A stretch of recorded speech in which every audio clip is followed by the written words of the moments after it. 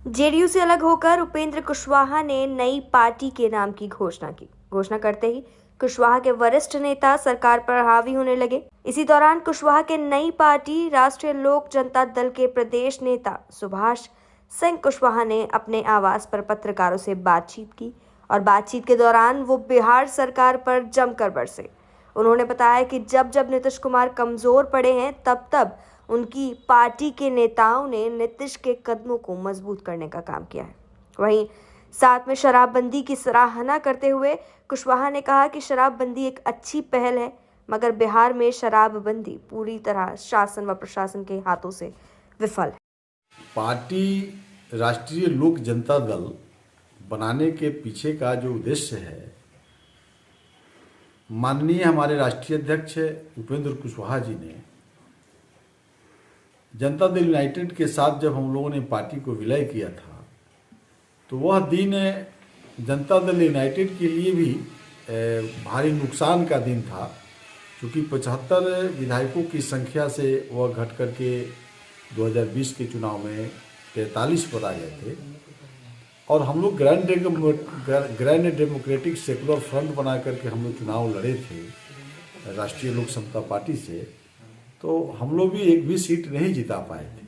तो एक बात आई कि हम लोग जो लौकुश समीकरण का वोट है बिखर गया, जिसका कारण है कि जदयू और राष्ट्रीय लोक समता पार्टी लड़ करके बिखर गई थी। तो माननीय मुख्यमंत्री नीतीश कुमार जी ने माननीय नेता उपेंद्र कुशवाहा जी से बात किए थे कि हम लोग आपस में लड़ करके दोनों कमजोर हो रहे हैं, तो आइए एक साथ मिल जाते हैं। तो इसी आधार पर एक साथ मिलकर के हम लोग बात को आगे बढ़ाए ही थे। इस बीच में मुख्यमंत्री नीतीश कुमार जी ने कहा था कि अब हम इस पार्टी को कौन देखेगा, हमारे बात तो आप ही न देखिएगा। तो यह इशू बना करके चूंकि लगा कि जननायक कर्पूरी जी, अमर शहीद जगदेव बाबू के विचारों को आगे बढ़ाने के लिए शायद नीतीश जी हम सबको लेके चलेंगे, तो एक हो गए थे। लेकिन नीतीश कुमार जी इस वादे को भूलते हुए फिर जो इस जंगल राज के खिलाफ में जिस 15 साल के शासन लालू राबड़ी जी का लोगों ने देखा है, उनमें ये इन्होंने कह दिया कि 2025 का चुनाव तेजस्वी जी के नेतृत्व में लड़ेंगे। तो यह हम लोगों को कबूल नहीं था, क्योंकि 75 लाख हम लोगों ने सब लोग मिलकर सदस्य बनाया था। तो हम लोग का विचार था कि जनता दल यू से कोई व्यक्ति को नेता मानिए आप, तो इसलिए वो नहीं माने, तेजस्वी जी को गए मान लिए। तो हम लोग जो है अपने आप को इससे अलग किया, या मुख्यमंत्री ने तो पार्टी को ही बेच दिया। अब इसमें तो कुछ बचा नहीं, तो अब हिस्सा क्या देंगे ये। तो यही जननायक कर्पूरी जी, अमर शहीद जगदेव बाबू के विचारों को बचाने के लिए राष्ट्रीय लोक जनता दल की गठन की गई। तो जहाँ तक राज्य सरकार ने जो फैसला लिया कि शराबबंदी बिहार में कानून लगाने का और लगा भी, तो ये एक अच्छी पहल है बिहार सरकार की। शराबबंदी होने से अच्छी बात है, गाँव के लोगों को इसका बहुत लाभ है। परंतु बिहार सरकार का जो शासन है, प्रशासन है, ये प्रशासनिक जो पकड़ सरकार की होनी चाहिए थी वह नहीं हो पा रही है। और खास करके पुलिस प्रशासन जो अपने कामों को करना चाहती है, लेकिन राज्य सरकार उसको मदद नहीं करती।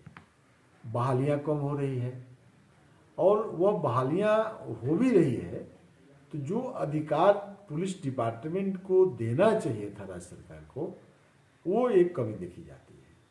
और जो इनका पदाधिकारी की रिपोर्टिंग जो होती है, इनका जो विजिलेंस है, जो राज्य सरकार के पास जो तरीका है, वो इनका फेल दिख रहा है।